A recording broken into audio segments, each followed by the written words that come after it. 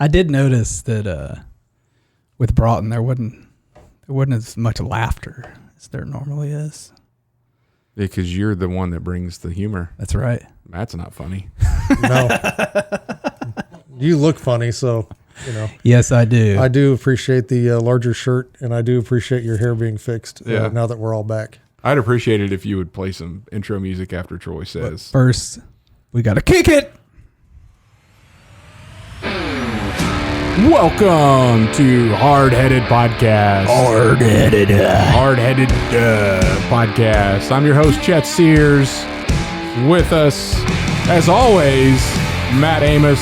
And with us most of the time when he's healthy, Troy Trussell. Troy, we are so happy to have you back in the studio. Thank you. We'd like to send another thank you to our friend Christopher Broughton down in Louisiana for filling in for you. But man, glad to have you back. Yeah, it's good to be back. Good to be back. On the really?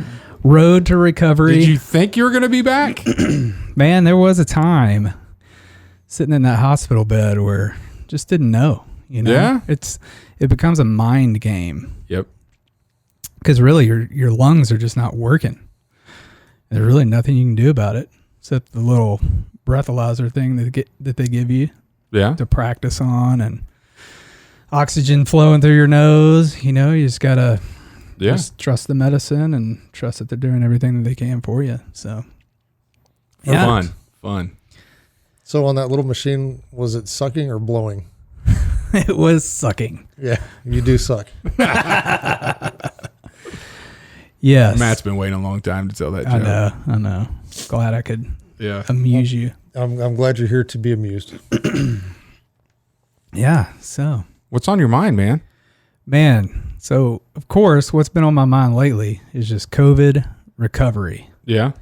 And so I just wanted to come on and tell kind of what happened, tell the COVID story, because I hadn't heard much about it. And when you went through it, you were in the hospital a few days and just didn't get the full full thing of what this is what happens. Like, this is what happens. This is what it is. And so come to find out, like, our whole family got it. Like, family of 7, we all got it. Kids all had fever, sore throats, croup coughs, all that stuff. And then on the 10th, I started feeling really bad.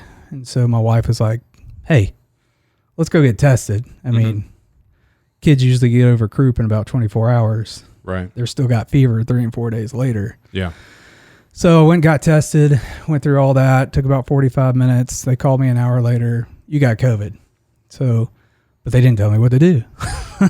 Nothing. So then it's like a guessing game. Like, okay, what do I do? I started asking around, asking some people. A lot of people said, day 5 and 6, if you're going to get the pneumonia, that's when it's going to happen. Yeah. And so day 2, I called a nurse friend of mine. The pneumonia. Yeah. It's not getting pneumonia if you're going to get the pneumonia. The pneumonia. So I called pneumonia. called a nurse friend of mine. She's a nutritionist as well, but she's been a RN for like 30 years. And so she kind of put me on a vitamin regimen.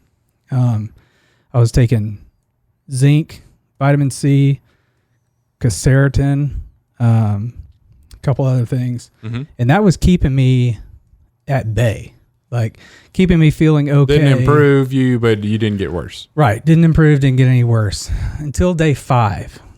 And then my wife started having really severe lower back pain. And she couldn't move without tears. Yeah. I mean, just severe back pain. So she's like, I got to do something. I'm going to go into the ER. So she went in. They tested her kidneys. They ran a bunch of tests on her. Turned out everything was okay. Took a chest x-ray on her. No COVID pneumonia. And this was like day 5. And but she was telling them some of the symptoms I was having. And they were like, when you go home, you send him in. Yeah. So I went right up there. They checked my blood oxygen. It stayed about 94 when I was sitting. And they did a chest x-ray. Both lungs were pretty cloudy. Not too bad. You had the pneumonia. I had the pneumonia, COVID pneumonia. And so they put me on a steroid and antibiotic, and they gave Hannah the same thing. So sent us home, said, 2 or 3 days, it should start clearing up and you'll start feeling better. No. Hannah started feeling better, but she never got COVID pneumonia. She just had the fatigue and the fever and fever, chills, all the other fun stuff. And then, so day 6, I started having insomnia. So day 6, steroids. Yeah. So days 6, 7, 8, and 9, I had insomnia. I had loss of appetite. I had, if I tried to eat, I would throw it up. It would make me nauseous. Like, because you're like, dude, eat carbs. Yeah. You need carbs for energy. So, I mean, I love ramen. I eat ramen all the time anyway. I have since college, And I took like 3 bites of ramen. It was the most disgusting thing I've ever eaten in my life. Are you off of it now? Did you eat it and puke it? Now you're never going to eat it again? No, I have eaten it since. Okay. So we're good there. But I like to make it like with onions and broccoli and stuff. Yeah. It's good stuff. But so yeah, finally day 10 of lost appetite, insomnia, nausea. Went into the ER that morning. There were like 8 people ahead of me. They were trying to get me in for a chest x-ray. I couldn't hack it. I couldn't sit there 30 minutes and I was done. So I went, got back in the car. Hannah took me home, got back in the bed. 3:00, I woke up, walked to the bathroom, came back, sat back down on the bed, checked my blood oxygen. It was at 80. Mm-hmm. And then I started coughing and I couldn't catch my breath. And so she just said, get in the car, we're going. Mm-hmm. She called her dad, was like, leaving the kids, can you get over here ASAP? Yeah. Put the 11-year-old in charge. Like, it was crazy. So she rushed me back to the ER. Mm-hmm. She parked way back in the parking lot. She's like, we're going to get your blood oxygen level low when you walk in there. So maybe they'll help you out. Because every time I went 3 times. Yeah. They would put the blood oxygen on me. It'd be like 88 or something, but I'd sit there and it would just get better. Yeah. Because if I'm still, like, I can control my breathing and everything. Mm-hmm. So then we walked in there, walked the whole length of the parking lot, walked in there. The nurse put it on my finger. It was 85. He immediately took it off. Said, go sit down. I'm going to go get you some oxygen. Yeah. And I was just like, praise Jesus. Like, I'm finally going to get help. Right. And so sat there, got some oxygen. Was actually there. They brought me back, started running tests, taking blood, put me on an IV drip. I was there from 3 p.m. till 1 a.m. And the EMS finally was able to come pick me up and take me to Maine, Wesley, to the COVID floor. It is a thing. Mm-hmm. And so I was on the COVID floor for 5 days there, and just can't thank the nurses and people enough, that helped me out and got me back on my feet. So, yeah, they pushed fluids in me for 3 days, got my appetite back. Because you're pretty bad dehydrated. Yeah, right? I was super dehydrated. Once they started getting fluids in me, I started getting my appetite back like the next day. Mm-hmm. And the hospital food, hey, it's hospital food. Wasn't that great. Wasn't too terrible, though. And it just got my appetite back. Started just shoveling in whatever I could. Then you started feeling better. Yeah. Yep. And then I think the 4th day I was there, they dropped me down to 1 liter of oxygen. I started on 4, went down to 1. And then that last night I was there, they took me off completely, slept without it, stayed above 90, and I was able to go home. Yeah. So now still doing, took my last steroid today. So I'm hoping my sleep will get regulated within the next night or 2. Yeah. Because I'm still having a little trouble sleeping, but I'm pretty sure it's a steroid. But yeah. You're looking a little more buff. Yeah. Hey, I lost like 10, 12 pounds. I see that. Oh, so it's not a... Now I just need to start working out. It's not a bigger shirt. You just lost some weight. Right. That's funny. So a lot of people that I've talked to, they think people that haven't had COVID or haven't had to go to the hospital with COVID think that, that they put you on some medicine, like they do stuff for you, and they don't. Like the protocol is just monitor your blood oxygen level. We may give you a steroid. Right. And then when it gets really this bad, you need to go to the hospital, and their only thing that they can do is then admit you. Like, there's no plan. I would think that we're this many years into COVID, we've developed vaccines, like several companies have developed vaccines. There should be some kind of a treatment, pre-treatment before hospital. But literally the plan is if you're probably going to get pneumonia. If you don't, you're good. If you do, you get pneumonia, then you have to come to the hospettle. Like, that's it. Like, that's the treatment. And a steroid, which nobody that I know that's been given a steroid has prevented them from getting pneumonia or from it getting worse. Like, they gave you a steroid, it got worse. Hannah didn't have pneumonia, they gave her a steroid anyway. Like, right. I mean, that's just the protocol. Yeah. Yeah, I don't know. That's kind of messed up in my mind. And I talking to people about it, they were like, what didn't work? I'm like, no, this is their plan. Like, hey, call the ER when go to the ER when your blood oxygen gets below 90. That's it. Like, good luck. Take an aspirin may help against blood clots. Yeah. Good luck. Yeah. See you later. And in the hospital, they don't give you aspirin. They give you a shot in the abdomen every 12 hours. Yeah. For the blood clot thing. Mm-hmm. That was awesome. Little Lovenox. Yep. Ain't that bad. Come on, man. Yeah, well, when they wake you up at 2 a.m. to give it to you and here we go. Pump antibiotics in your hand. I was fine. I went right back to sleep. 5 days, right? Yeah. Yeah. Wow. How many days were you in there with those legs? 4 months. Yeah, there you go. You definitely got me beat. And they, but I do. It does annoy you when they come in and every 3 hours they wake you up for something, so you can never get a full night's sleep. Yeah, I timed it like the hardest sleep I would try to get, and it was working just because everybody's really busy. It was shift change. Like, that one was not every 3 hours.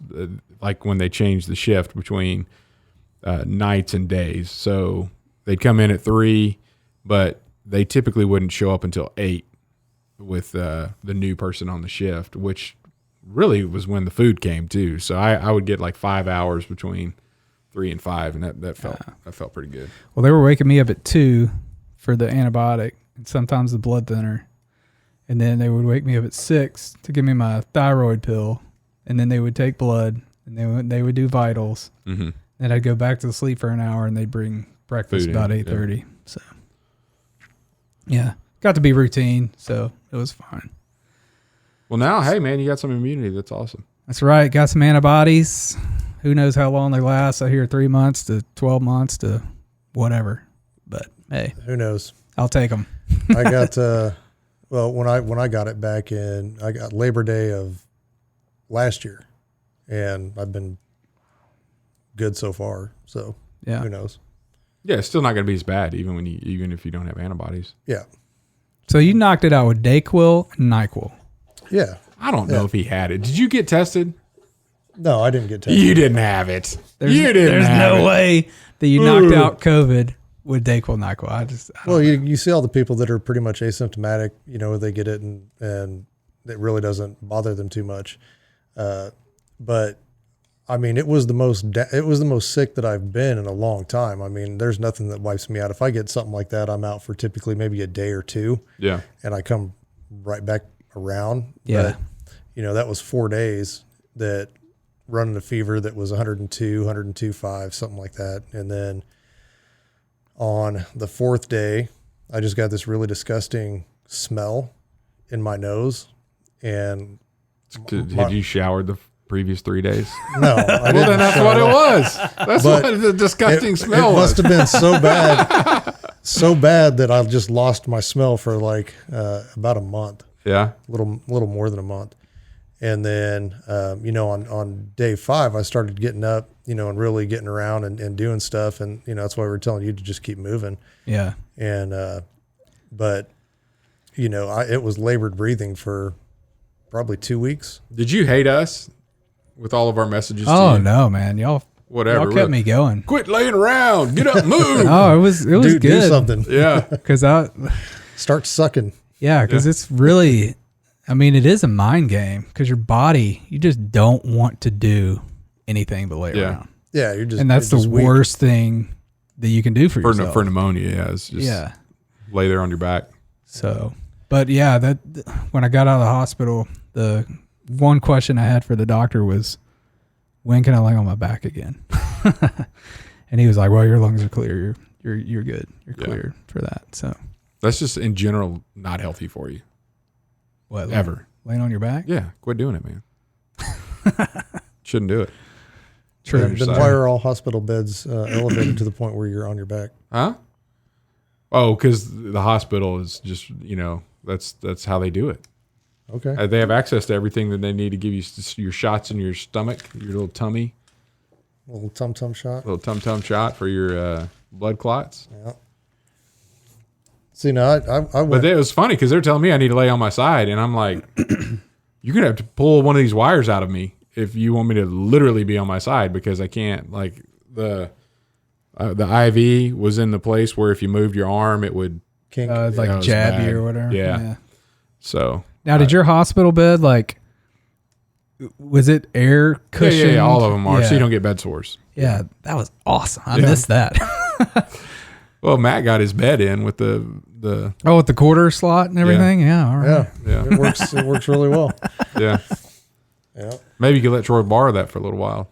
No, I'm good. It might vibrate any junk in those lungs loose.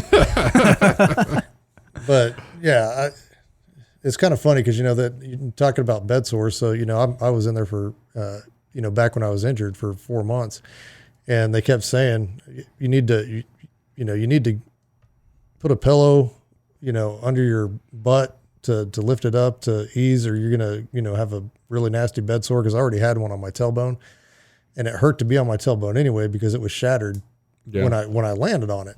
And so they're like, oh, you need to roll over just a little bit. And I was like, okay, well, how am I supposed to roll over with this X-Fix, which is the piece that's holding my hips together? Like, there's no rolling any direction. It's like, I don't know what you want me to do here. So then they brought me in a metal cage with screws in my hip. They want me to lay on my side. They brought me in a special bed so that I could do that. And fortunately, it finally started to close back up, but it was a pretty deep, good one. But yeah, those times suck. And then they started you on the Lovenox, and that's just the little, that's the hospital stuff. And so when I got out, they wanted to continue to treat me for, to continue to thin my blood. So then I had to go to the place called the Coumadin Clinic for I think it was 4 months. I was at the Coumadin Clinic. You got to go in, you got to get your blood checked 3 times a week. And oh, wow. It's stupid, and then once they figure out your dosage, then, it's like once every 2 or 3 weeks or something like that. But so stupid. And then that's why I was asking you which breathing apparatus you had, because I got a little overzealous when they first took my vent out. Mm-hmm. And I mean, the whole time that you got that vent in, it's just so dry. It's that dry air that's going in. So you're just incredibly thirsty. And so when they finally took that out, and I told my dad, I was like, go get me some Gatorades, Coke, go get me, give me everything. Yes. And so I started downing it, and then I threw it all up because the muscles in my throat couldn't handle it. So I aspirated into my lungs and ended up going back on the vent. Oh, God. It was a pretty awesome time. But what a wonderful patient you are. Trust me, I've apologized to many, many nurses that I now keep in contact with for being such a pain in the butt while I was there, but is what it is. Well, I think it's funny to all our listeners out there, because anytime any of us have any kind of medical ailment, and we were talking about the exhaustion, and your wife was attributing that to first trimester of pregnancy, and then we got into giving birth, and I was like, well, I had a kidney stone that was this big, and then Matt's like, I got blown up and lost my legs. Shut it. And the goal. So winning. Yeah. So I it's like I got the trump card. Boom. I've got the pain complete. But what's funny about that is, when people ask me, was that pretty painful? And I'm like, losing your legs. And I was like, I honestly, not really.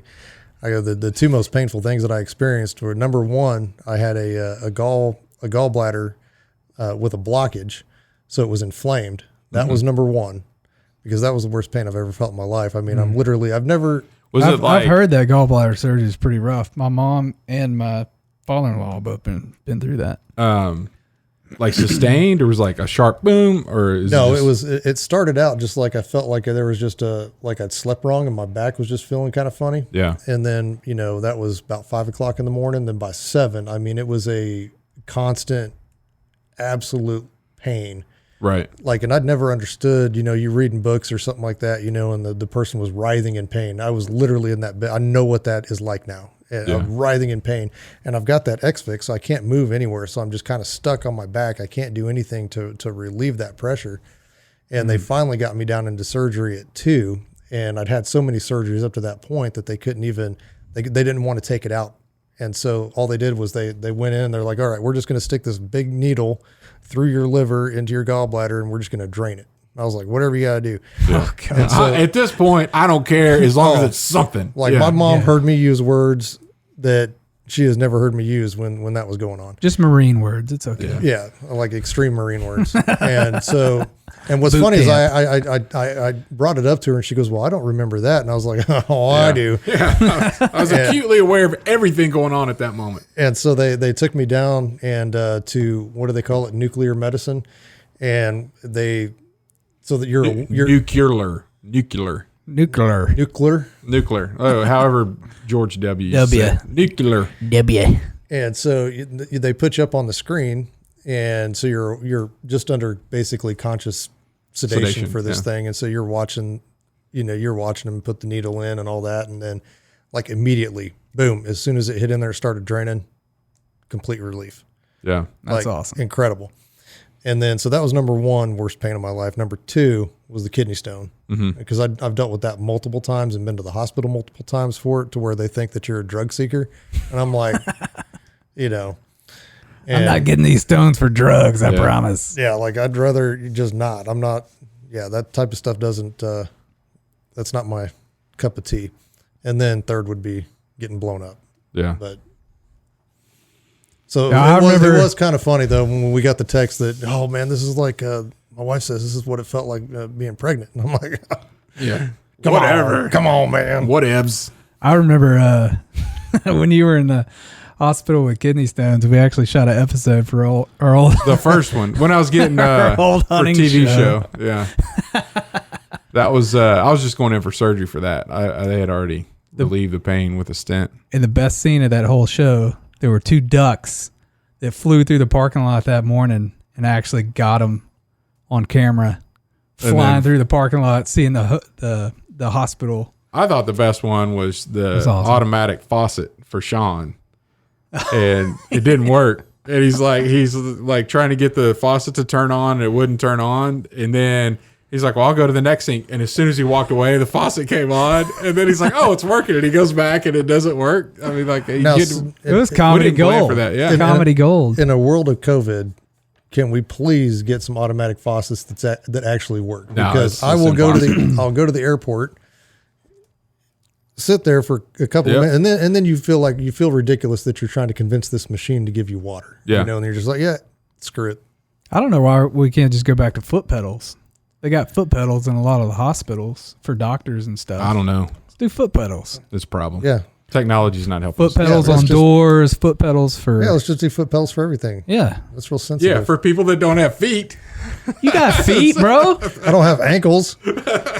You can pull it open. Pull? Yeah. Hey, but you're talking about the hand sense. Well, I guess if you don't have hands, you don't need to wash them. So that doesn't... I guess that works. Lawyered. All right. Touche. But we are glad you're back. We're glad that you're feeling better. Yes, thank you. It's good to be back for sure. All right. Well, we're gonna take a short break, and then we'll be back with the top 3 vehicles, and there are going to be some parameters I'll tell you about. Sounds good. 1783, the first victory. Victorious in war, this year sees America earn her independence. At Admiral's Pennant, we celebrate victories at the end of war. 1783 is the first of many such celebrations in our nation's history. This is an elegantly refined blend of sandalwood, cedar, and tea tree. The subtle, lingering, woody scent of the sandalwood, light cedar, and the top notes of tea tree is the essence of masculinity, honoring the men who fought and continue to fight to provide us our independence. Check it out at admiralspennant.com. Without it, you might as well shave. And we're back. Matt, you're great. You do a great job on that soundboard. Let me just tell you. You get better and better every time. Every time, except for I did notice it was kind of slipping with Broughton. It's hard to see, because Glad you noticed it because I just he can be a let bit. it go. Broughton can be a bit distracting. Yeah. Well, no, but it's hard when you can't see the other person that you're talking to. No cues. Hey, So, I might have a fix for that in the future. okay. Yeah. Top 3 cars that you would like to own, but the vehicle, has to be valued at under $100,000. Yep. And this is from a listener, nouglyfloors.com. A friend of mine, Ben Henwood. Okay, I was like, that's a really weird name to give a Yeah. child. Like a .com name? No, a friend of mine, Ben Henwood, owns a flooring company, Designer's Home Gallery here in town. He's an avid listener, been listening since episode 1. So thanks for writing in, Ben. And here we go. Sweet. Well, you want me to kick it off? Yeah, go for it. All right. Man. Number 3. Whatever new model of F-350 is out there. The latest model of F-350. And you're getting close to that $100,000 limit, though. We're pushing it right now. But I think that's mostly because of the chips. I mean, we're talking retail value, not what the dealerships are actually trying to sell them for, it's still under $100,000. But to me, instead of having sports cars or anything like that, that's my Number 3. F-350 my favorite, one of my favorite things to drive. Now, is it a dually? No, mine's not a dually. But if I ever upgraded to any heavier equipment where I was towing more often, then I would definitely go dually, because especially in the wind, those dualies handle a lot better when you've got a large load and you're trying to drive in the wind. Yeah, there's a lot of wind up here. But all right, so that's number 3. Number 2, whatever the newest Ford Raptor is. And This is turning into a Ford commercial. well, I like Ford. What can I say? But I don't think that you can get the new ones for under 100. So I would go with a 18, 19 version of it. Yeah. But the way that those things handle on back roads or over washboard roads is just absolutely incredible. The suspension on them is great, and I've got a few buddies that have them, and they're just so smooth to ride in. So that'd be number 2. Number 1, 1964 Lincoln Continental, suicide doors, and I don't care if it's hardtop, convertible, but the 64 Lincoln that's been completely redone. And there were a couple, they weren't completely redone, that just went across the auction block. Was it under 100? Oh yeah, both of them were under 100. Yep. And I've got a 64 Lincoln Continental. I was about to say, do you realize that his top 3 list is like, oh, by the way, 2 of the 3 I already own. Like, you got to buy what you want. yeah. Hashtag living my best life. Instagram success. Yes. But so yeah, they rolled across the auction block, and I think they were in that. I mean, I think one was about $20,000 and the other one was 30, but you can find them really well redone for around 60. Yeah. 60 or 70. So You need to get on your restoration. well, give me $100,000 or 99,999. I'm not giving you anything. I'll give you a hard time. Well, I don't need any more of that. Yeah. Anyway, that's my top 3. I dig it. Honorable mention would be like a Chevelle, like 69, 70 something. Okay. Yeah, for sure. All right, I'll go. So all of these can be, not all, maybe more than 100 if you restoration wise, but I will take one that's quality 90,000 Okay. if we're getting to pick. All right. I'd take a 1968 Camaro. Yeah. Good looking car. Yep. And then an older, well, they're all old, but an International Scout would be my number 2. And the reason I jumped straight to number 2 from number 3 When my mom and dad got married, my mom was driving a Camaro, my dad was driving an International Scout. Both pretty cool cars. Both they got rid of right away. You know, I guess that's what Kids. you do. Thanks, Chet. Yeah. My sister. Well, actually, I think the deployment to Japan, right? Sardinia got rid of that. They were in Italy before I was even born. So okay. Got rid of that. My dad told stories though. He had some studded tires for that Scout, and he was stationed somewhere in upstate New York. And he said I was making in the wintertime, I'd make more money pulling people out of ditches off of snowy roads with that Scout than the Air Force was paying me. So I got like more than doubled my salary in the wintertime with that thing. But that would be pretty awesome. I think those two, and I know my mom wasn't driving a 68 Camaro, I'm pretty sure, but I'll take a 68. And then, yeah, it'd just be awesome. I had a buddy of mine in college who had a 69 Camaro, and half restaurant, all the engine and everything was good, but the interior needed a little work and it needed a paint job. It was primer gray. But he'd bring it in a couple times a year. We'd drive around town, have a little fun. That's fun. Yeah. And then number one, the new Ford Bronco, like the newest one. I want one of those pretty bad. Yeah, those are pretty sweet looking. Not the stock ones either, because I don't like how they went plain Jane on the wheels and whatnot. So like one of the packages, have to soup it up and like a Sasquatch package. Yeah, that fits. Yeah. Kind of like a first edition. Yeah. The first edition package. Yeah, I guess they have other. First edition is not just Sasquatch. They have other stuff with the first edition that you don't get after the fact. But I'm not necessarily too much concerned about that. But 35-inch tires, 4-door, hard top. Got a outfitter buddy of mine that gray blue color that they've got that's pretty awesome. Works down on the Kaibab. What is the Kaibab? You're not even a hunter. Anyway, it's where those two national parks are connected or something. Yeah. Well, yeah.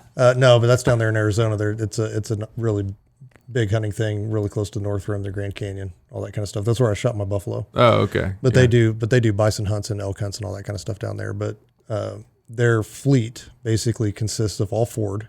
Mm-hmm. They've got the F-250 trimmers. They've got Raptors, which is the Raptor version of the F-250, Troy, just in case you were wondering. I did not know that. He had to educate me on that earlier. Right on. They've got Raptors, and then they just got in, not too long ago, they were one of the first ones to get the Bronco. Yeah. And so he's been running it through its paces, and I mean, he says it does its job. He says he likes it, and he puts those things to the test. So yeah, good choice. Yep, I'm a Ford fan too. I've got I don't know any auto manufacturer that would be like this today other than Ford. I have 140,000 miles on my truck now. It's a 2013. Just had some transmission issues and did a little research, and Ford's like, yeah, we're going to extend the transmission warranty to cover that up to 150,000 miles. Wow. So that's awesome. Yeah. I mean, what manufacturer out there is like, oh, we're going to go above and beyond. It wasn't a safety issue. It wasn't anything like that. They're like, our transmission should last longer than that. So we're going to go ahead and cover that. Nice. That's pretty awesome. Well, and before you had that little Ford Ranger. Yeah. And before I had that, I had a Ford F-150. And before I had that, I had another Ford F-150. Nice. And before I had that, I was driving a Mazda. I can't see you in a Mazda. Oh, dude, it was sweet. Have you never seen pictures of it? I don't think so. Oh, I loved it. Big guy in a little truck. Yeah. Well, remember, I was a lot skinnier back then. I used to drive a Mitsubishi Eclipse. Yes, with the pearl metallic. I got it my senior year, and then 3 years later, drove it all through college. Year out of college, tree fell on it, turning it into a hot dog bun. Literally, it was incredible. I remember that. Yeah, it scared the crap out of us. I mean, tree could have went right on my bedroom, but took out the car instead. I'll take it. Still here. All right, man. All right. Well, I have an honorable mention just because I wanted to look it up, and I knew it would be way out of the realm of 100,000. Way out of the realm. But I wanted to see what the 1961 Ferrari 250 GT California Spider from Ferris Bueller's Day Off. Yeah. is auctioning off for, and you can get one for a measly $17 million. So That's quite a bit of money. quite a bit of money.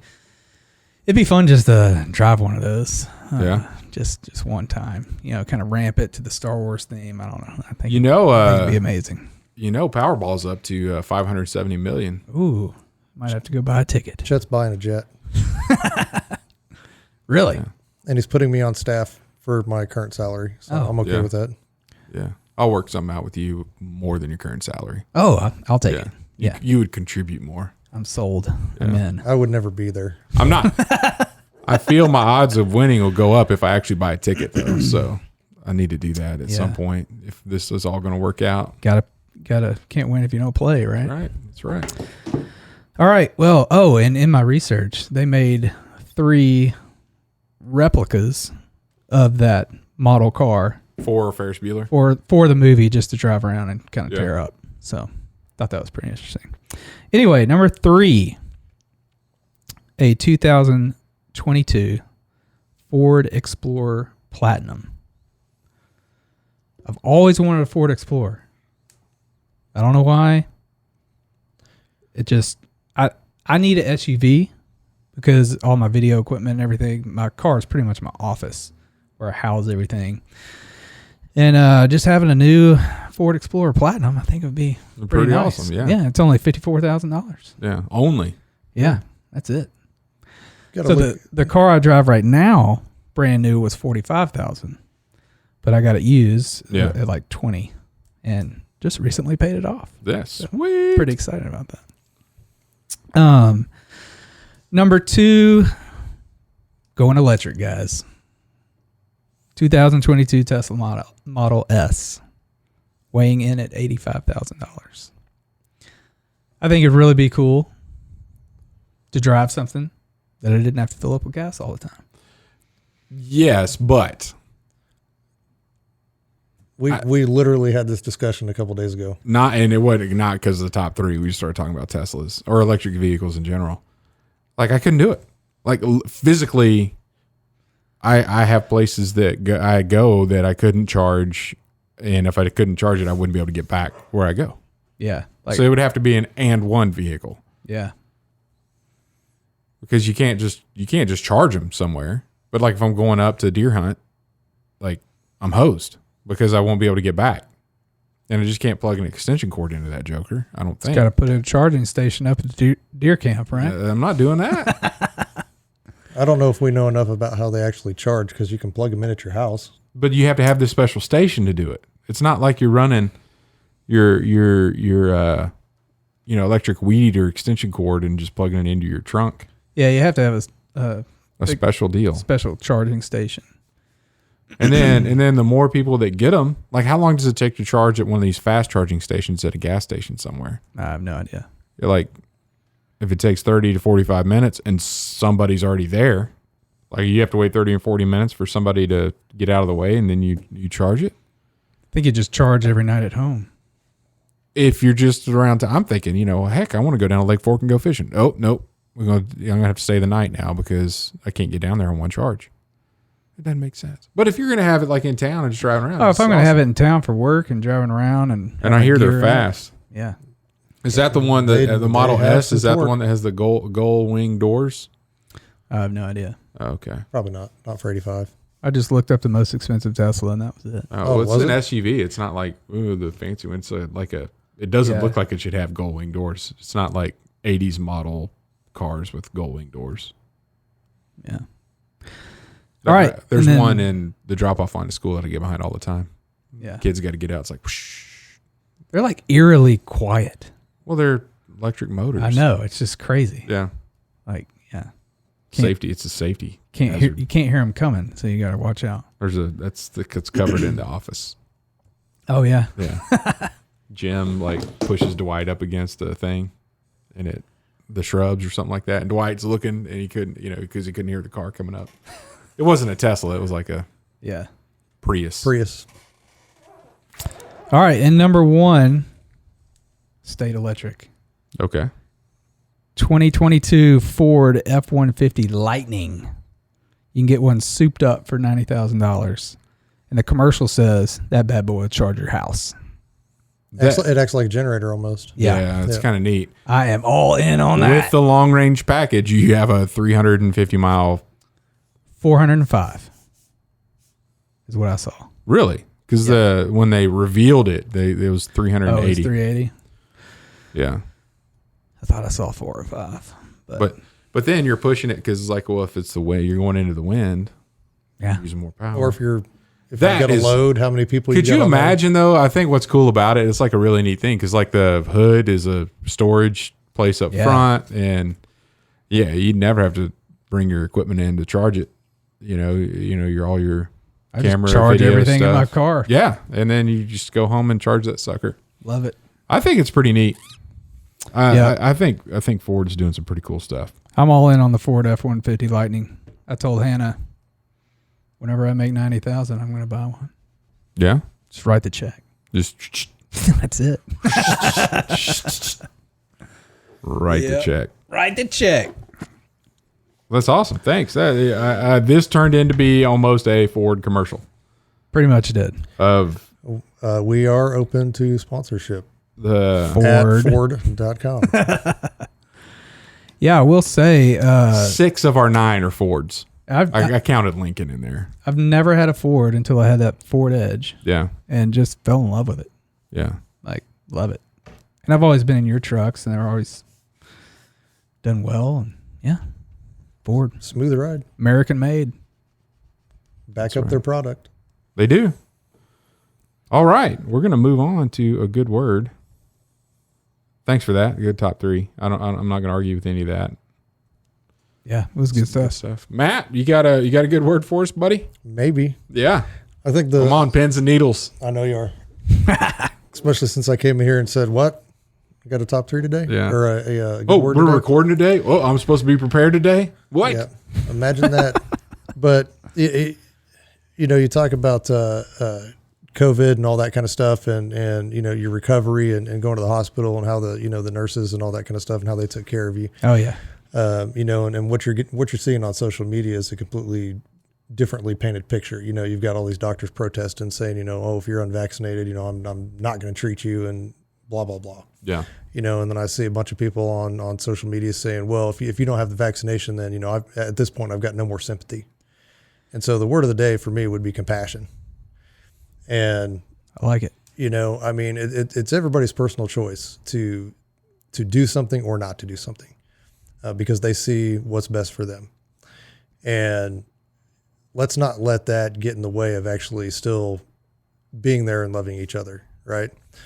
And it is, maybe it's not sympathy that person needs, but how about a little empathy, because if there's a point in time, same with me, I joined the Marine Corps. Nobody forced me to join the Marine Corps.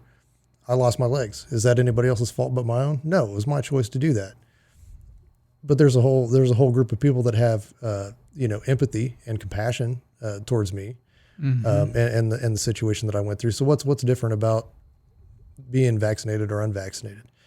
And I think it's just another tool meant to divide us. There's just different trains of thought.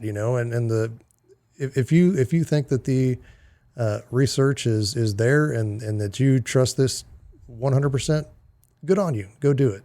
Go do what's best for you, but allow me the same respect to go do what I feel is best for me. Because if this thing is doing what you're saying it's doing in the vaccine, then you shouldn't have to worry about me in the first place. Yep. Because I'm not taking up your hospital spots. Right. It's not like they're sending, traumatic injuries to the COVID ward. So I mean, let's stop being not necessarily insensitive, but let's just show each other a little bit more compassion. And that's really just what the good word is for today. I like it. I'm good with that. Yeah, while I was in there, I was shown nothing but compassion from the nurses and the doctors that treated me. So can't thank them enough. Who knows? Some of the ones getting fired because they're unvaccinated. You might not. One of the nurses that treated me would be like she's like, I'm not getting the vaccine, and she'd been working the COVID year and a half and never contracted the virus. Or if she did, she didn't know it. Like, no symptoms. And yeah, it's a shame. shame what they're doing to people that you know. I mean, even from nurses to I think I read an article today that like New York's letting 175,000. Like no, there's like thousands in New York that they're letting go in a couple of days, like 8,000 nurses. I saw one hospital system that had like 380, 400 some odd employees, and they just fired 175 of them or something like that. I just hope those nurses that are getting let go are able to go move somewhere else and just find another place to work. Yeah. God, I'm just. Heck, the NBA players are coming out now too, and they're being pretty. I've heard a couple people talk about it. It's like because there are states that require the vaccine in certain capacities, and now that the NBA came out and said, well, if you're an athlete that is not going to get vaccinated, then you're not getting paid anytime you play in that state. Can't play and therefore not getting paid. Some crazy things. So there's a few people in the NBA that are coming at it with like, come on guys, like really, this is not it's just the whole thing with the nurses. I mean, they were on the front lines through all this going out, and the way they're treating them now over the vaccine is just, it's horrible. It's not compassionate. It's a pandemic version of Vietnam. Help me out there. You guys are out there in the front line doing what the government told them to do. Come back, and we're gonna hate you guys and get crapped on. Yep. I see the relation. So anyway, compassion. It goes back to my whole goal for 2021 is to be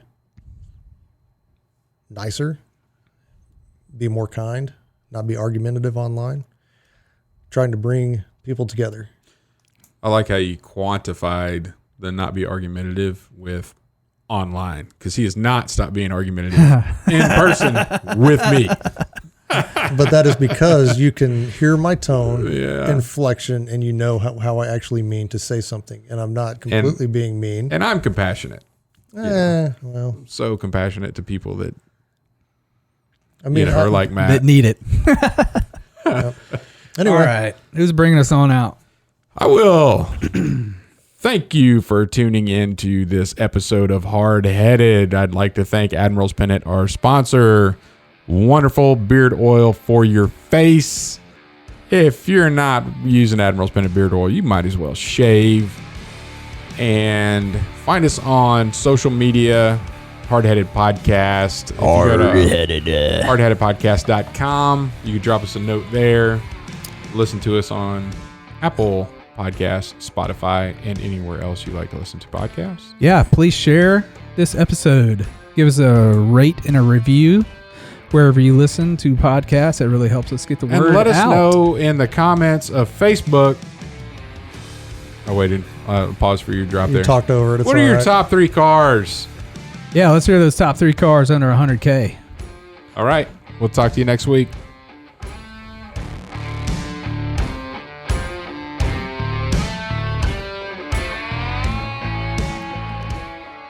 That's the farthest we've gone into that song. You just kept talking. Well, shut up.